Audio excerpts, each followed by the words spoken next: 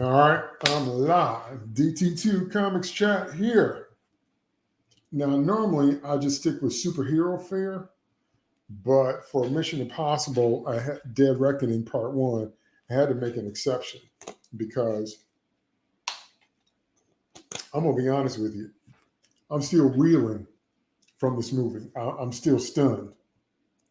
Now, there are going to be full spoilers in this review. So if you haven't seen the movie, go watch the movie first and then come back and watch this review, because I can't review a movie, especially a movie like this, without spoilers. I just can't do it.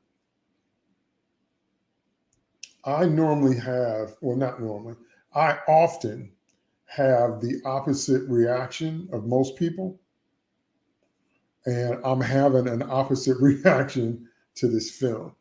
Now, let me tell you exactly what I mean by that.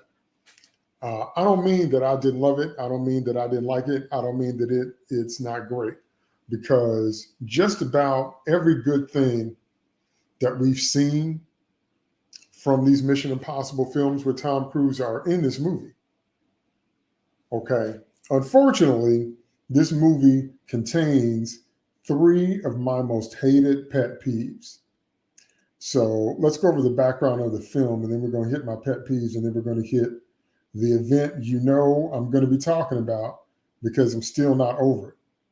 And I think it was a bad move, and I'll tell you why. But first of all, let's recap the movie. This movie starts out basically where the challenge this time is that, very true to life, in fact, that AI has infiltrated every part of human life, and it's been studying our likes and the stuff we buy and our patterns for years now. And of course, just like Skynet, it becomes sentient and decides it can do a better job than we. And somehow it is both cold and calculating, and yet it has emotions, because it's said several times that the entity is afraid of Ethan Hunt in particular. So it really felt like it was pushing the boundaries in both directions, like it was trying to be like Data or Lore. But long story short, everybody that is aware of the entity, because it has an incredible opening sequence with the submarine, and we get to see the two-part key, and we get to see this thing at work. So this thing is actually a strategic genius, this AI entity. So everybody that's aware, all the governments of the world that's aware of the entity, they want to control it. So now it becomes literally a global race to find both halves of this key, because whatever government possesses this entity, that government will be unstoppable. That government will be absolutely unstoppable. So all that makes sense so far. Ethan Hunt gets called into the scene, and he's the only person on Earth. You heard that right. He's the only person on Earth that's willing to kill it. Somehow the entity, this AI thing that is sentient, somehow this entity knows that Ethan will kill it. And so it comes up with a strategic plan to throw Ethan off his game, because again, he's the only person on Earth that's willing to kill this thing. Everybody else wants to control it, but Ethan says, no, that's too much power for any one nation, any one person to have. Okay. And then there's all kind of super spy, mass reveal, green smoke stuff that I love. We're good.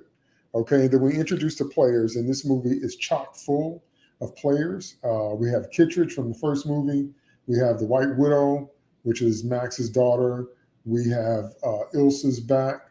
We have this crazy Paris, Harley Quinn-esque, murdering sword person bodyguard.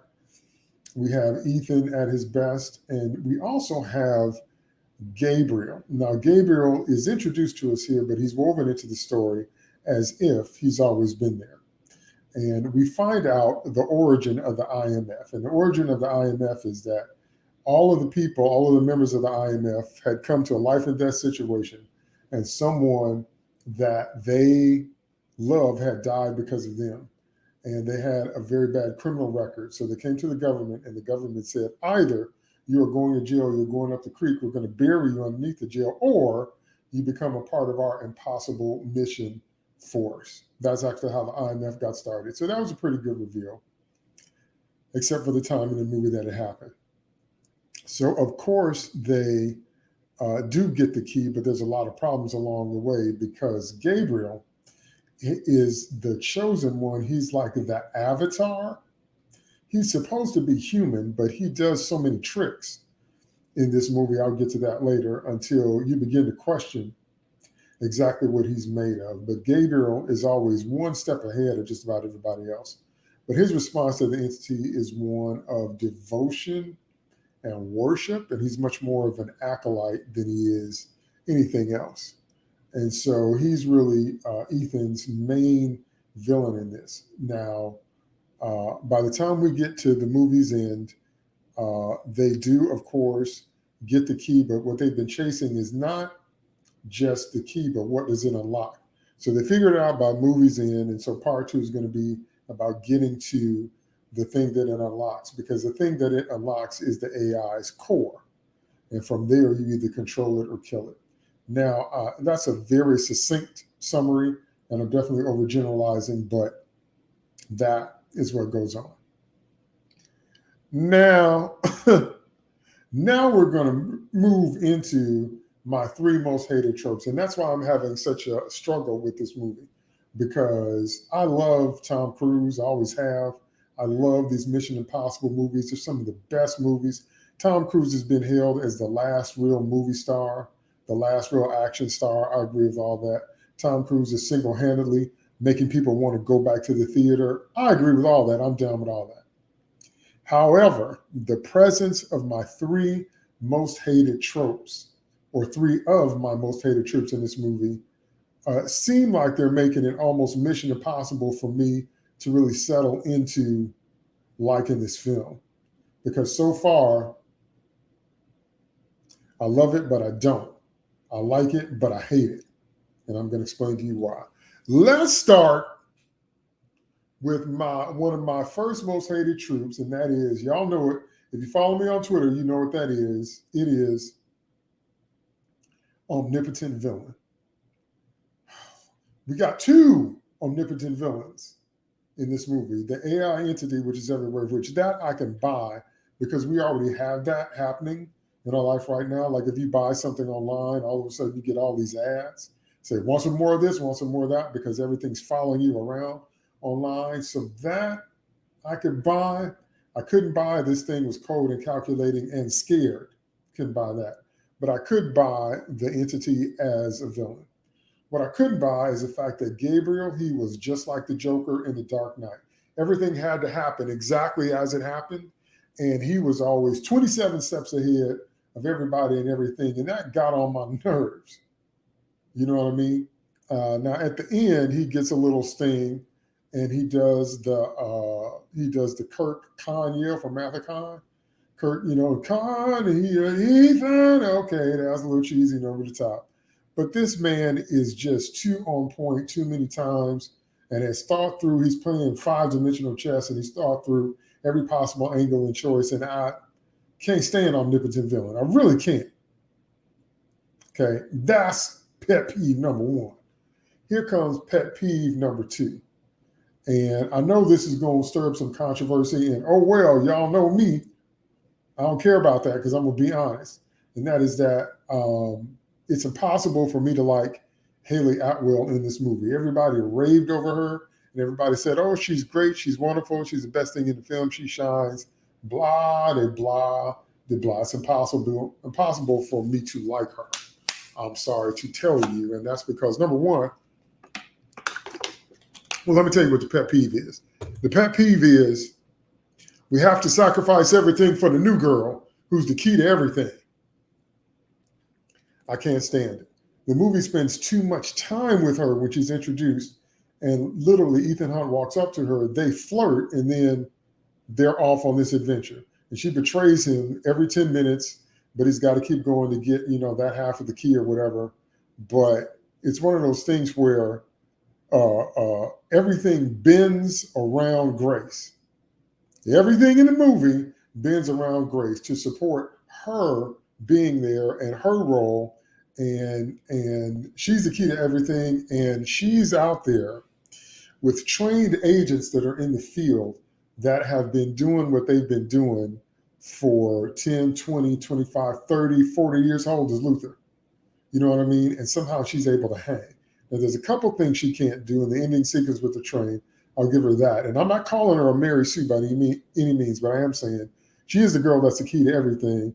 And they spend too much time with her. And all of the corny, cheesy humor is a little heavy-handed. And it's all between her and Ethan. Okay? But the reason it's impossible for me to like her, besides everything I just told you, is here come pet peeve number 3, and that is the hero can't be happy.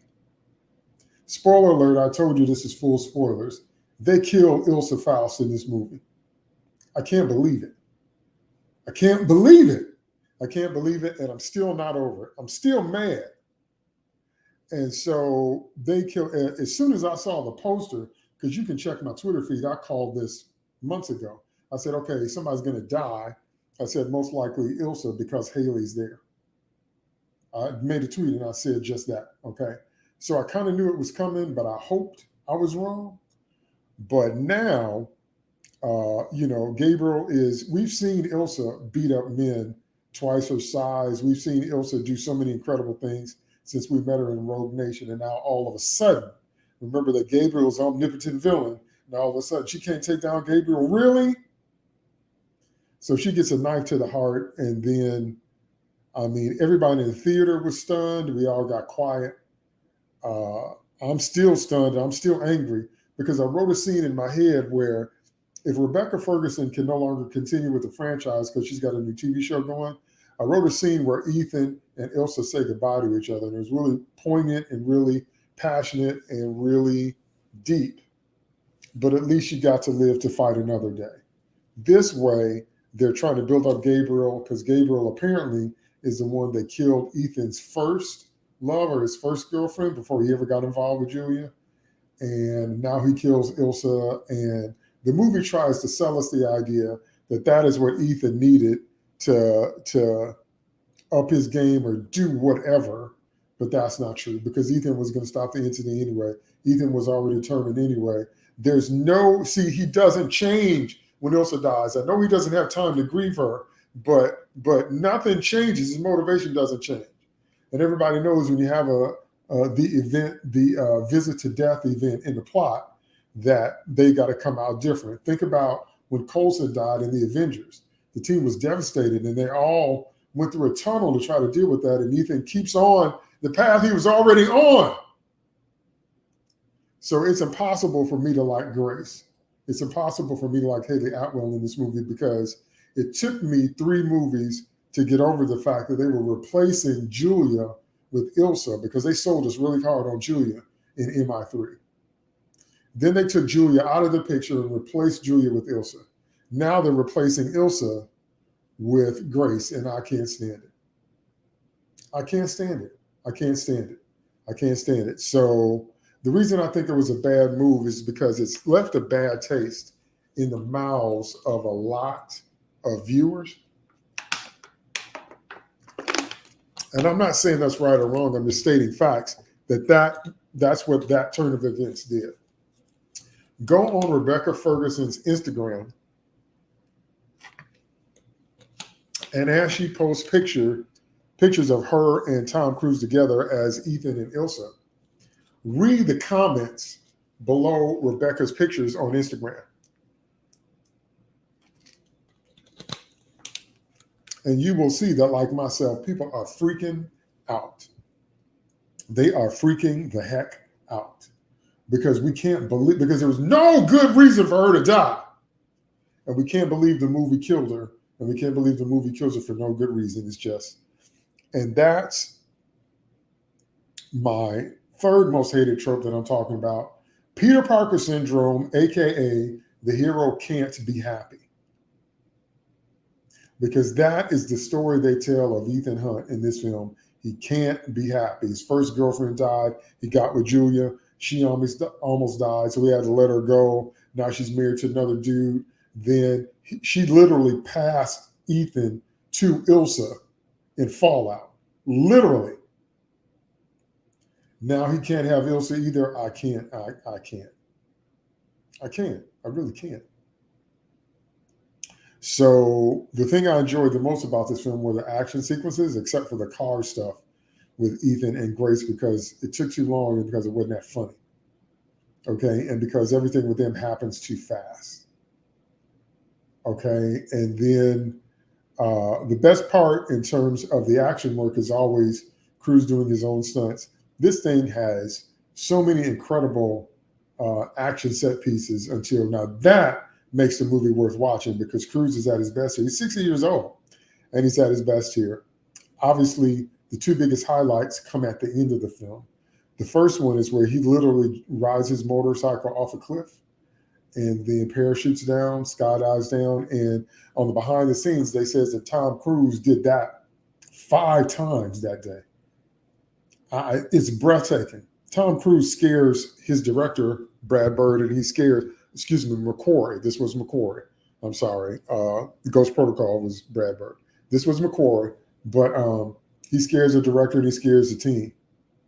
Okay, because holy cow.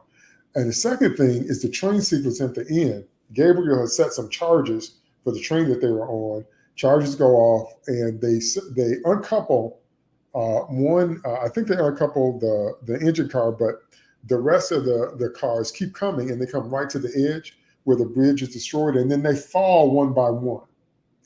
And so they're using all kind of zero G, all kind of vertigo as the cars fall, and Ethan and Grace are holding on, trying to climb back in. And Grace had impersonated White Widow, and White Widow was drugged, but she came back and blew the whole cover, and which forces Grace to go to Kittredge and say what Ethan told her to say, and actually accept the invitation to the IMF. And all the while, we have Harley Quinn Paris, crazy assassin katana, woman who's just hell bent on slicing and dicing Ethan, and is really kind of over the top, but it kind of works. She gets stabbed at the end, but she doesn't die, which is another thing that made me mad because Ilsa has to die, but Paris is going to be there for part 2. So, like I said, it's left such a bad taste in my mouth until I can't give it 2 full thumbs up because I'm so frustrated by them having to make, Ethan not be happy, and he always has to lose, Peter Parker syndrome. And it was such a blow to the gut, and it didn't raise the stakes. That's why it's so frustrating. Ethan already hated Gabriel. Ethan already was going to kill him. Ethan already was going to kill the entity. Ethan had already made up his mind to go rogue. Kittredge told him in the opening sequence that if you do this, we're coming after you, the whole world's coming after you because people want this thing to control it. Nobody's just going to sit back and let you kill it. Okay, so the stakes were not affected in the slightest by Ilsa's death. That's another reason it's just so unbelievably frustrating. And I just can't like Haley Atwell in this role. I just can't. But I knew as soon as I see the backdrop behind me, I knew as soon as I saw that poster, I was like, I bet you Ilsa's going to die. So see it for the action sequences. You got to see Cruise jump off that cliff. It's unreal. And you got to see that train sequence at the end. It's unreal.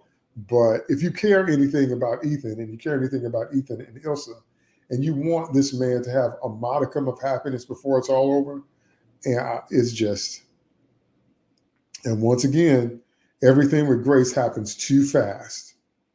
Again, I'm not calling her a Mary Sue, but too fast, too convenient, too easy, and just no and no. So that's pretty much my review.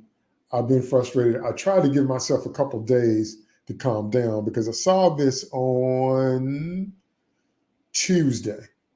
So I tried to give myself a couple days to calm down because I'm like, I need to try to be more objective in the review. And I don't think I am. I just think I'm more objective than I would have been had I done this review on Tuesday, because I don't know how long it's going to take me to process this, because I can't stand it when you just gut punch my favorite characters for no reason, just no reason Of course, my most favorite example, y'all know me if you follow me on Twitter.